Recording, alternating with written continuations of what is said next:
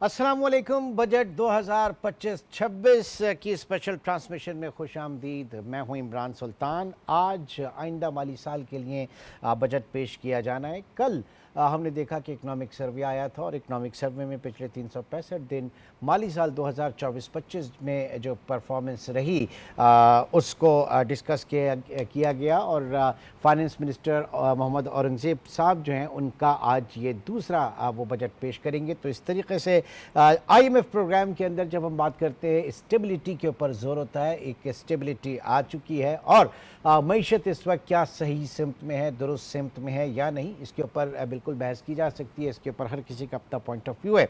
आज भी हम इसे डिस्कस करेंगे और शाम में कौमी असम्बली के इजलास में बजट जो है वो पेश किया जाएगा। तो इस बजट को किस तरह से देखा जा रहा है मौजूदा हालात में, और स्पेशली कि जब इंडो पाक टेंशन इस वक्त हम देख रहे हैं और डिफेंस स्पेंडिंग जो है वो उसका तकाजा कुछ और बढ़ जाता है, तो ऐसे भी किस तरीके से किस सिमत में आगे बढ़ा जाएगा, ये तमाम चीज़ें आज अपनी ट्रांसमिशन में हम डिस्कस करेंगे। इस वक्त हमारे साथ मौजूद हैं साबिक वज़ीर ख़जाना जनाब डॉक्टर सलमान शाह साहब। डॉक्टर साहब बहुत शुक्रिया आपके वक्त का। सबसे पहले तो मैं जानना चाहूँगा, जब हम IMF की बात करते हैं, IMF प्रोग्राम के अंदर हम इस वक्त मौजूद हैं और हमेशा से ये कहा जाता है कि चूँकि बैलेंस ऑफ पेमेंट की क्राइसिस की वजह से आप IMF प्रोग्राम में जाते हैं, तो IMF प्रोग्राम के अंदर रहते हुए आप ग्रोथ को ज़रा साइड पे रखते हैं और स्टेबिलिटी के ऊपर ज़्यादा फोकस होता है।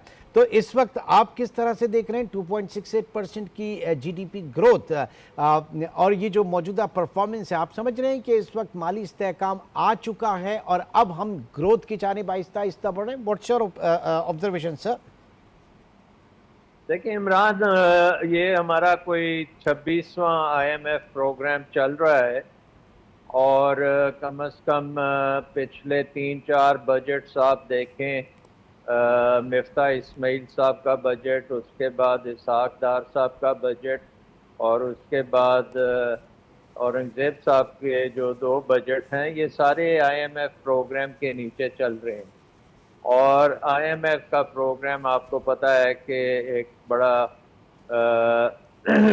कॉन्ट्रैक्शनरी बजट होता है जो डेमो क्रश करता है और फिर उसकी वजह से स्टेबिलिटी लाने की कोशिश करता है। तो वो तो पिछले 3-4 साल से अब मुसलसल हो रहा है।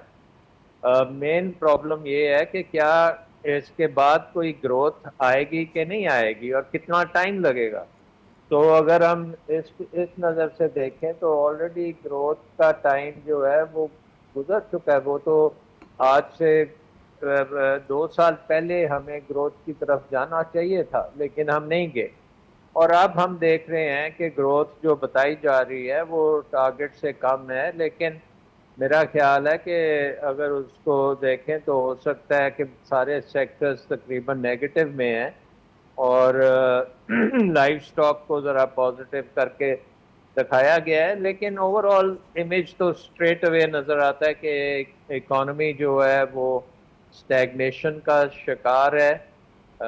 इकॉनमी में ग्रोथ नहीं है, इसका मतलब है कि जॉब्स नहीं मिल रहे, अनएम्प्लॉयमेंट बढ़ रही है, गुर्बत भी बढ़ रही है और जो इंडिकेटर्स ऑफ सक्सेस हैं वो बड़े मुश्किल हैं आम आदमी के लिए और पर्टिकुलरली यूथ बल्ज के लिए जो कि इस वक्त जॉब्स मांग रही है। आपको पता है कि 70% हमारी आबादी 25 साल या 30 साल से कम है और बहुत से तकरीबन 30 लाख नौजवान वर्कफोर्स में शामिल होते हैं हर साल जिनको जॉब्स नहीं मिलती। तो एक तो ये है कि ग्रोथ की वजह से there is know employment generation. दूसरी चीज़ बड़ी इम्पोर्टेंट चीज़ है, वो ये है कि अगर आपने ग्रोथ लेनी है तो फिर आपको इन्वेस्टमेंट की तरफ देखना पड़ेगा कि इन्वेस्टमेंट के क्या हालात हैं। तो पाकिस्तान में इस वक्त इन्वेस्टमेंट टू GDP रेशियो मेरा ख्याल है कि 70 साल में सबसे कम है और अगर गवर्नमेंट की इन्वेस्टमेंट को साइड पे रखें तो प्राइवेट सेक्टर तो 5-6-7% ऑफ GDP से कम है और साथ साथ वो बोरोइंग भी नहीं कर रहे, बैंकिंग क्रेडिट भी नहीं ले रहे। तो आई थिंक इन्वेस्टमेंट के जो क्लाइमेट है वो बहुत ख़राब है اور انویسٹمنٹ کلائمیٹ کے خراب ہونے کی وجہ جو ہے وہ پاکستان کی اکنامک مینجمنٹ ہے، جو ایک بڑی بیوروکریٹک مینجمنٹ ہے، اور پاکستان کے جو بیوروکریسی کے ادارے ہیں وہ تقریباً ڈومینیٹ کر رہے ہیں اکانومی کو، اور ہر چیز میں حکومت کا اثر ہے، اور وہ پرائیویٹ سیکٹر کو انہوں نے ڈرا دیا ہے، پیچھے دھکیل دیا ہے، ٹیکس کا ادارہ ہو یا سر پاور کا ادارہ ہو، اب جو انرجی گورنمنٹ کا ادارہ سر ہو سر تو گورنمنٹ جو پلس پوائنٹس لے رہی ہے، جو چیزیں بتا رہی ہے کہ جناب ٹیکس کلیکشن جو ہے وہ کافی بہتر ہوا، پھر گورنمنٹ کہہ رہی ہے، اور اس وقت جو آپ مانیٹری سائٹ پہ چلی جائے، ہو سکتا ہے فسکل سائٹ پہ اتنا نہ ہو، لیکن ہم دونوں آپریشنز میں ہم دیکھ رہے ہیں کہ پالیسی ریٹ جو کہ 22%، 23% کے ریکارڈ پہ تھا، وہ اب 11% کے اوپر آ گیا، پھر انفلیشن 33% سے 4.5% پہ ہو چکی ہے، پھر آپ کے جو ریمیٹنسز ہیں وہ آل ٹائم ہائی ہیں، آپ کے جو ایکسپورٹس فگر ہیں وہ بھی اس وقت امپروو کیے ہیں، تو گورنمنٹ ان ساری چیزوں کو اپنے جو ہے وہ پازیٹیو سائٹ پہ دکھا رہی ہے، ٹھیک ہے چیلنجز ہیں، ساری چیزیں ہیں، لیکن شاید اتنا بھی بلیک پکچر گورنمنٹ پیش نہیں کر رہی ڈاکٹر صاحب۔ جی یہ تو آئی ایم ایف پروگرام کا جو سارے جو انہوں نے لیورز استعمال کیے ہیں اس کی وجہ سے یہ تو ہونا تھا، انفلیشن نے تو نیچے آنا ہے کیونکہ ڈیمانڈ ہی نہیں ہے، کنزمپشن جو ہے وہ کم ہے، آمدن جو ہے لوگوں کی وہ ڈیسیمیٹ ہو چکی ہے۔ اب آپ دیکھیں کہ پاکستان میں جو انڈیکیٹرز آ رہے ہیں ان امپلائمنٹ کی، تو ہم نے بات کی، پر کیپٹا انکم دنیا کی 160 نمبر پہ ہیں، بچے جو آؤٹ آف سکول ہیں وہ بھی ہائیسٹ ہیں، اسٹنٹڈ بچے بہت زیادہ ہیں، سو عام آدمی کے لیے بجلی کے بل ادا کرنا، اسکولوں کی فیسیں ادا کرنی، پورا کھانا کھانا تقریباً ناممکن ہے، اور اس انوائرمنٹ میں ڈیفینیٹلی اسٹیبلٹی آئی ہے، کیونکہ ڈیمانڈ نہیں ہوگی تو انفلیشن کہاں سے ہونی ہے، اور انٹرسٹ ریٹ نے تو نیچے آنا ہے، لیکن پرائیویٹ سیکٹر کی تو ڈیمانڈ نہیں ہے کریڈٹ کے لیے، حکومت ون وے اور دی ادر لے رہی ہے۔ میرے کہنے کا مقصد یہ تھا کہ ہمیں اورنگزیب صاحب کے 2 بجٹ آ گئے ہیں، لیکن ابھی تک ہم نے اس میں کوئی ریفارم نہیں دیکھی، اور ریفارم کی طرف کوئی بڑھتے ہوئے بھی نہیں دیکھا۔ انہوں نے باتیں کی ہیں رائٹ سائزنگ کی، بٹ رائٹ سائزنگ کا مطلب یہ نہیں ہے کہ آپ وہاں پہ کوئی چھوٹا موٹی ریڈکشن ایکسپینڈیچر کی کر دیں۔ رائٹ سائزنگ کا مطلب یہ ہے کہ جو فیڈرل گورنمنٹ میں 40 سے 50 ڈویژنز بیٹھی ہیں ان کی ضرورت نہیں ہے، اور 18th امینڈمنٹ کے بعد زیادہ تر کام تو پروونشل گورنمنٹ کا ہے، تو ہمیں 50 ڈویژنز نہیں چاہیے، ہمیں 20 ڈویژنز چاہیے، تو پلان دیں کہ کیسے آپ 20 ڈویژن پہ جائیں گے، اور یہ آج سے 2 سال پہلے 3 سال پہلے ہو جانا چاہیے تھا۔ اس کے ساتھ ساتھ آپ یہ بھی دیکھیں کہ آپ کی جو بیوروکریٹک اوور ریچ ہے، اوور ریگولیشن ہے، اس کو آپ کیسے کریں گے؟ دیکھنا ہے کہ پرائیویٹائزیشن کیوں نہیں ہو رہی، بہت عرصہ ہو گیا پرائیویٹائزیشن جو ہے وہ اس میں ہم نے کوئی بڑا آئٹم نہیں دیکھا، اور فیلئر دیکھ رہے ہیں، سر یہ لیکن اس کے لیگیسی ساتھ ایک اور عمران ایک اور بات یہ ہے کہ اب آئی ایم ایف نے ایک لبرلائزیشن اور مارکیٹ اکانومی کی طرف بھی تھوڑا سا پریشر ڈالا ہے، اور اس کی بھی تیاری نہیں ہے۔ اگر ایگریکلچر سیکٹر میں جو نیگیٹو گروتھ آ رہی ہے، وہ پچھلے سال آپ نے گندم کی سپورٹ پرائس نہیں دی، اور اس کی وجہ سے فارمرز کی انکمز تباہ ہوئی ہیں، اور اس کی وجہ سے فالو اپ کراپنگ پیٹرن جو ہے وہ بھی سر افیکٹ ہوا ہے کہ اس کے میں پاس۔ دو تو تین میرا چیزیں کہنے کا مقصد یہ ہے عمران کہ ہم کتنی دیر آئی ایم ایف کے پروگرام میں رہیں گے، جب تک ہم یہ فنڈامنٹل ریسٹرکچرنگ نہیں کریں گے تو یہ پروگرام ختم نہیں ہوں گے پھر۔ لیکن سر آپ نے سب کے بجٹ گنوائے، میں یہ جاننا چاہ رہا تھا کہ یہ ساری چیزیں پی ٹی آئی کے دور میں کیوں نہیں ہوئیں، وہاں پر یہ چیزیں ہو جانی چاہیے تھیں، آئی ایم ایف پروگرام میں تو تب بھی ہم گئے تھے نا، تو یہ چیزیں وہاں پر کیوں اس طرح کی سٹیپس نہیں لیے گئے، رائٹ سائزنگ وہاں پر کیوں نہیں کی گئی، ایک فارورڈ لکنگ اپروچ وہاں پر کیوں نہیں گئی، ایک کنٹینیوشن ہوتی تو آج ہم شاید بہتر پوزیشن میں ہوتے۔ دیکھیں بات یہ ہے کہ یہ کہانی چلی ہے مشرف صاحب کے جانے کے بعد. مشرف صاحب کے ٹائم میں خاصی ڈی ریگولیشن ہوئی, لبرلائزیشن بھی تھی, پروٹیکشن کم تھی, پرائیویٹائزیشن بھی بڑی اچھی چل رہی تھی, اور investment to G D P ratio آپ کا 22-23% تک پہنچ چکا تھا. ہوں اس کے بعد جب مشرف صاحب گئے ہیں, اس کے بعد ریورسل ہو گیا ساری ریفارمز کا. اسی طرح بیوروکریسی کی ریچ اور بڑھتی گئی, کوئی خاص پرائیویٹائزیشن نہیں ہوئی, اور ایک ہم دلدل میں بتدریج پھنستے چلے گئے. اوپر سے کووڈ بھی آ گیا, کووڈ نے بھی پرابلمس کریٹ کی. لیکن جو پی ٹی آئی کی لاسٹ گورنمنٹ تھی اس میں 6% گروتھ آئی تھی, اور انویسٹمنٹ بھی ریکور ہو رہی تھی. اور اس کی جانے کے بعد ایک دم انویسٹمنٹ جو ہے وہ بالکل بری طرح متاثر ہوئی اور گری, کیونکہ ایک اور راؤنڈ بنا انسٹیبلٹی کا, اور بیوروکریسی کا کنٹرول اور بڑھ گیا.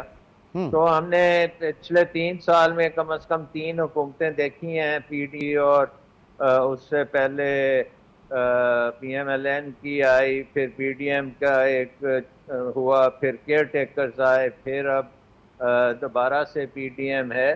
تو انسٹیبلٹی جو ہے وہ بہت پیک پہ ہے, اور اس کو اگر جب آپ کپل کرتے ہیں ود ابھی ہندوستان سے جو اسکرمشز ہوئی ہیں, تو اس سے ایک ایکسٹرنل انسٹیبلٹی بھی آ گئی ہے, انسٹرنل انسرٹنٹی اور زیادہ ہو گئی ہے. ٹھیک. اور ہمیں اپنے ڈیفنس کے لیے خاصا بوسٹ دینا پڑے گا ڈیفنس بجٹ کو.